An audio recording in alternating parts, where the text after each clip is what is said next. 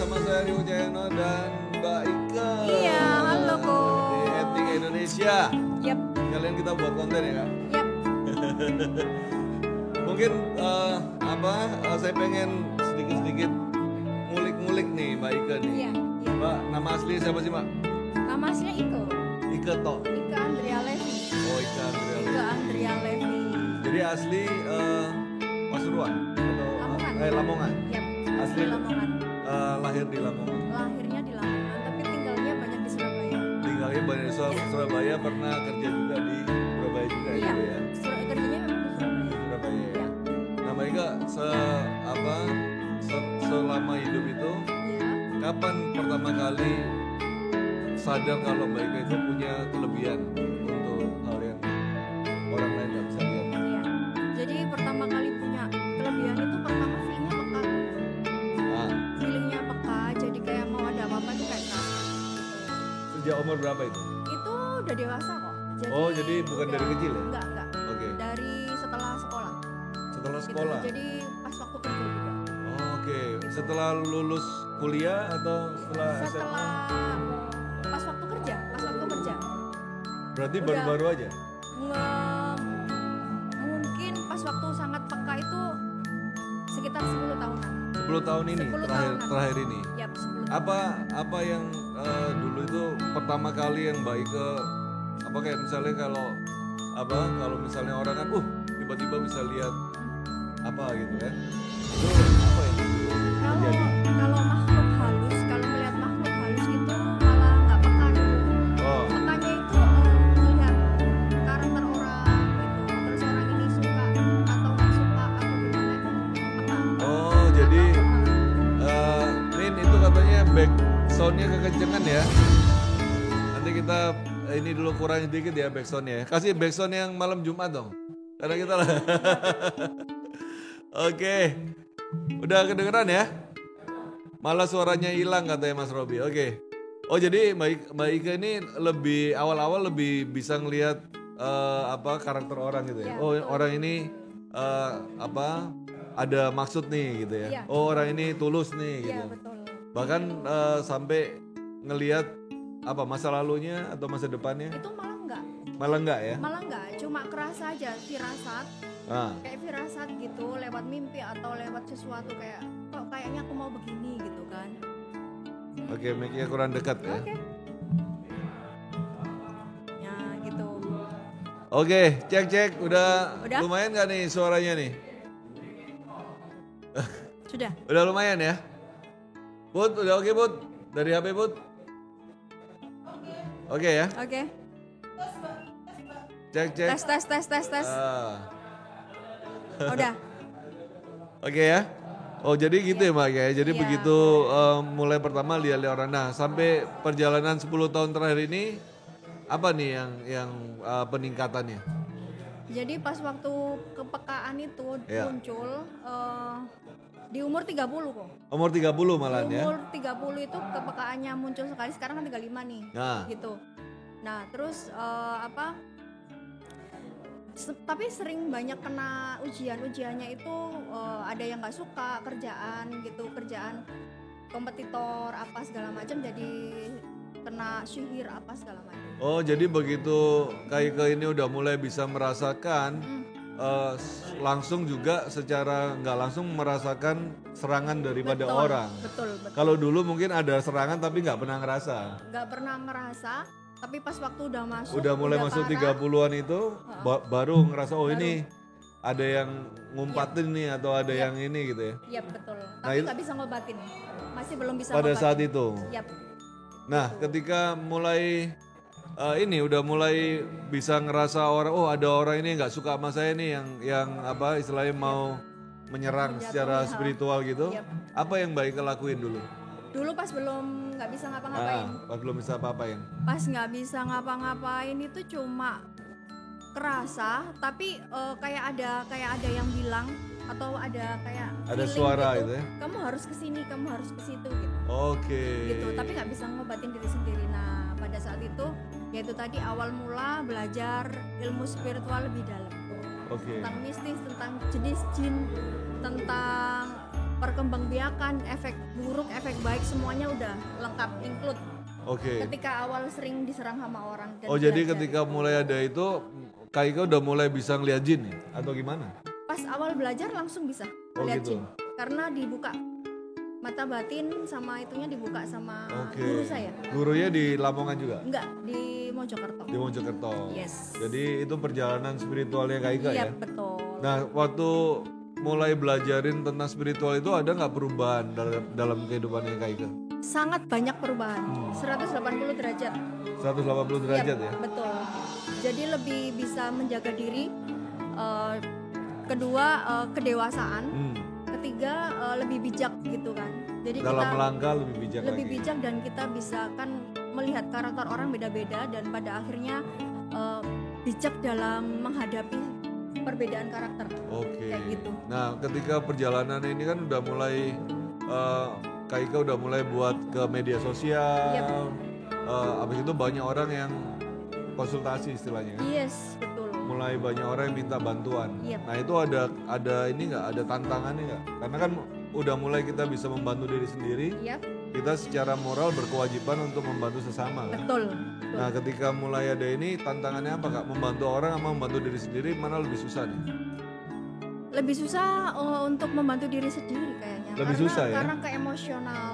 Karena ketika kita ada suatu problem, pasti yang bersangkutan itu tahu kita gitu. Oke. Tapi kalau orang lain kita nggak ada masalah sama orang tersebut dan permasalahan mereka bukan masalah aku tapi aku membantu aja. Lebih bening ya, lebih clear bening, ya betul. melihatnya ya. Seperti itu. Kalau kita yang punya masalah kadang-kadang kita agak ruwet. Nggak bisa juga. netral. Nggak bisa netral. Betul, seperti itu. Nah ketika itu berapa banyak orang yang selama ini dibantu Kak Ika nih sampai perjalanan udah mulai?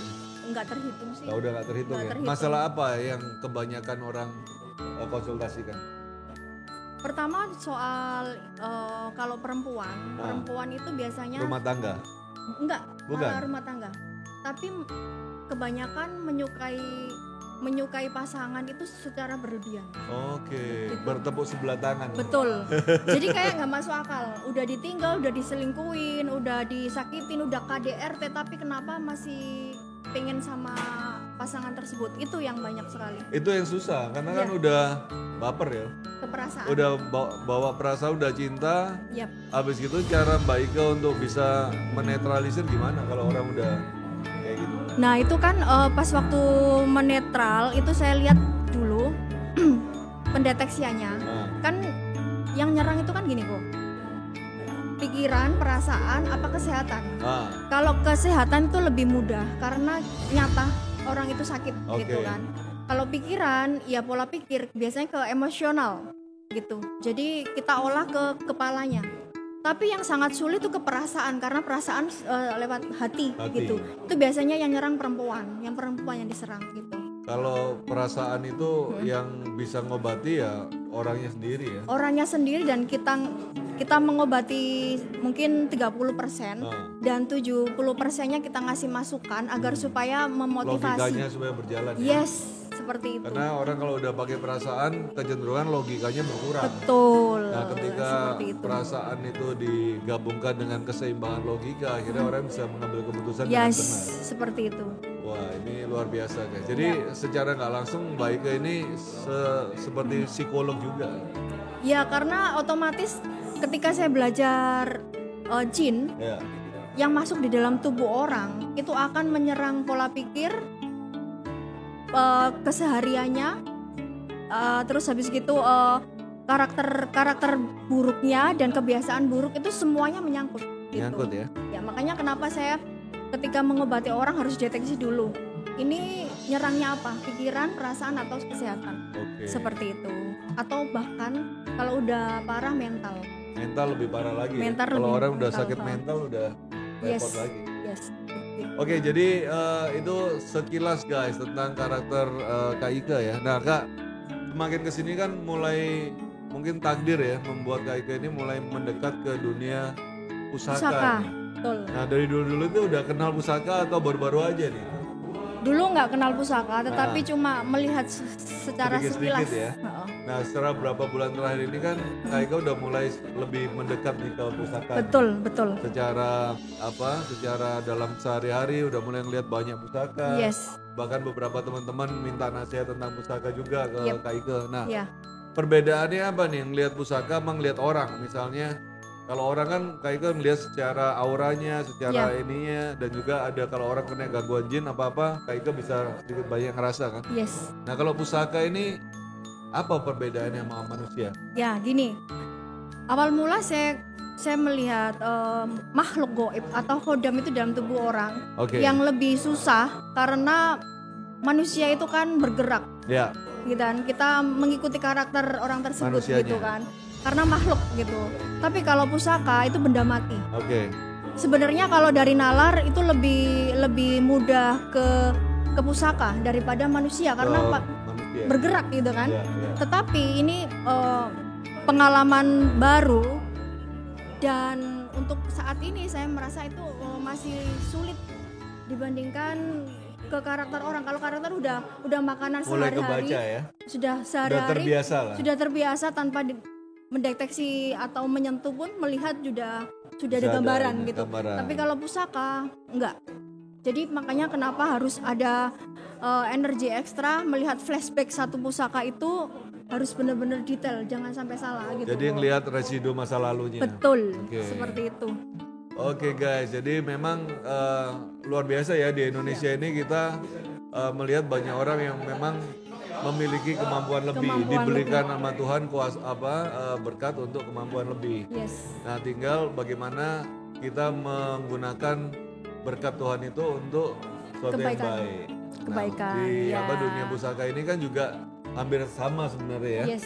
Bagaimana manusia itu diberi kelebihan sama Sang Pencipta untuk suatu pusaka. Sebenarnya Ya. ini pemberian dari Tuhan juga. Yang mana pusaka ini juga mempunyai kekuatan. Betul. Yang mana kekuatannya kita bisa membuat untuk hal yang positif ataupun yang Negatif itu tergantung Tergantung individunya. individunya. Betul. Gitu. Ini ada Mas Bejo Gangsan baik kan niku kembanan baik isoro makhluk ora ketoro. Iya, Jadi karena kembanan baik. keturunan. Oh, iya. Keturunan ya. Ya.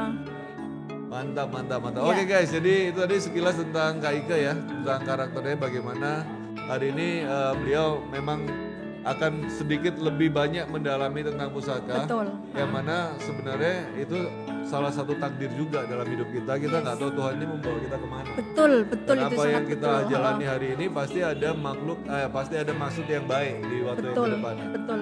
Mudah-mudahan lewat Kak Ika juga masih banyak orang yang bisa istilahnya terbantu juga Kak. Ya, Untuk semoga. bisa kehidupannya jadi lebih baik. Betul.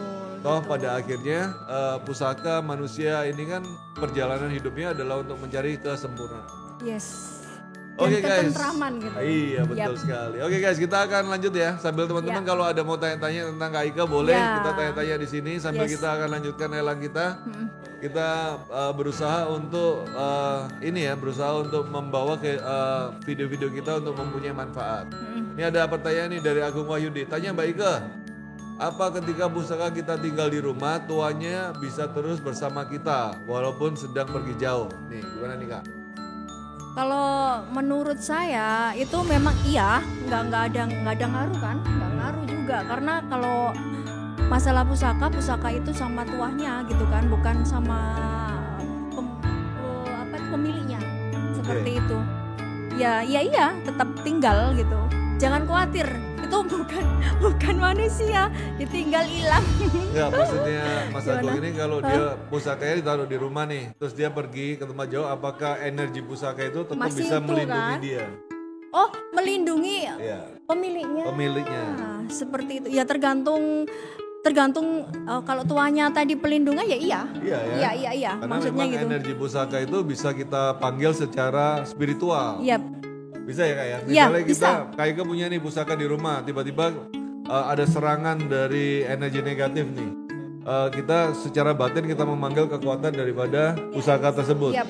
Itu bisa. Bisa karena kan sudah ada ikatan antara pemiliknya Udah ada sama penyatuan pusaka energi tersebut. antara kita dengan pusaka kita. Betul. Secara mau dibawa ataupun nggak dibawa, Iya. energi itu bisa melindungi kita. Yes, gitu. Nih ada pertanyaan nih dari Aan Newbie. Yap. Pernah baca pusaka sepuh yang dibuat secara pakem empu yoninya Wahyu keris dari Himalaya, sedangkan di era Kamardikan isinya jin. Apakah benar seperti itu, Kak? Nah ini kalau masalah era kayak gitu kan Koko. Nah, Korifu. enggak, ini sebenarnya ini pertanyaan sederhana sih. Iya. Ini ada pusaka sepuh, yoninya itu ternyata ketika di Terawang atau ketika di Tai ternyata energinya itu dari Himalaya datang ke situ. Oke, dan sedangkan di era Kamardikan atau era-era sekarang, pusaka yang dibawa sekarang itu isinya jin. Benar nggak kayak gitu? Waduh, harus diperdalam lagi tuh kok. Susah ini ya. Harus diperdalam lagi. Nggak bisa jawab ngawur ini. Oke, apakah benar Mbak? Gini aja pertanyaan sederhana. Apakah benar satu besi itu bisa diisi dengan jin? Oke, kalau intinya seperti Apakah jinnya itu mau masuk ke dalam besi? Misalnya kunci mobilku dimasukin jin bisa nggak? bisa, Bisa ya? bisa. Berarti yang namanya jin itu bisa disuruh-suruh masuk ke dalam Bisa. suatu benda. Bisa. Itu kalau menurutnya Kak Ika guys. Bisa. Bahkan Bisa. saya kayak saya pribadi ketika ada jin gitu saya masukkan ke botol bisa dimasukkan ke suatu benda dan benda itu memang harus Ada energinya. asmanya gitu Oke. masuk gitu. Jadi itu ini ya guys ya, itu hal yang namanya relatif ya. Pendapat setiap orang itu bisa berbeda-beda tergantung definisi Yap. kita menggambarkan jin itu seperti apa. Yes, betul. Nah, apakah benar seperti itu? Kita semua yang mengambil kesimpulannya. dan Karena pengalaman pribadi apa yang masing-masing. menurut Kak Ike itu adalah benar, itu jin, itu adalah keyakinan pribadi yang menurut pengalamannya Kak Ike. Ya, gitu betul. Ada orang yang nggak percaya ya nggak ada. Yap. Ada orang yang percaya ya itu terjadi. Yes. Itu semua adalah relatif yang kita harus bisa memilah Yap. mana yang masuk akal kita, masuk nalar kita, mana yang enggak. Gitu. Yes. Betul. Kalau saya sih lebih percaya adalah energi. energi. Energi itu bisa dimasukkan ke semua benda, bahkan manusia pun menyerap energi dari alam sekitar. Nah, apakah energi itu yang dimaksud Kak Ika itu sebagai jin? Nah, itu akan ada perdebatan atau diskusi yang panjang soal Hawa. Itu Hawa. kalau saya masalah hawa. Hawa. Aura. Nah, ini nih ada kabian nih. Bedanya warna, aura, isen, jin sama jin hewan. Apa Mbak? Waduh. Bedanya Nah, Aura, ada juga nih isen. pertanyaan dari Apakah Yudi. ada perbedaan antara kodam dan jin? Nah, ayo. ya kalau yang saya jawab yang bawah dulu. Yang bawah Perbedaan dulu, Mbak. antara khodam dan jin itu gini. Kalau khodam itu ada dua. Khodam yang memang bawaan dari lahir. Ada juga yang khodam memang sengaja untuk dipakai atau dibuat untuk khodam sendiri gitu. Nah. Jadi berniat gitu. Tapi kalau jin itu nggak harus khodam. Jadi banyak jenis-jenis jin tapi bukan kategori khodam gitu. Apakah manusia itu kalau mati jadi jin? Oh enggak kok. Oke guys, kita seru ya.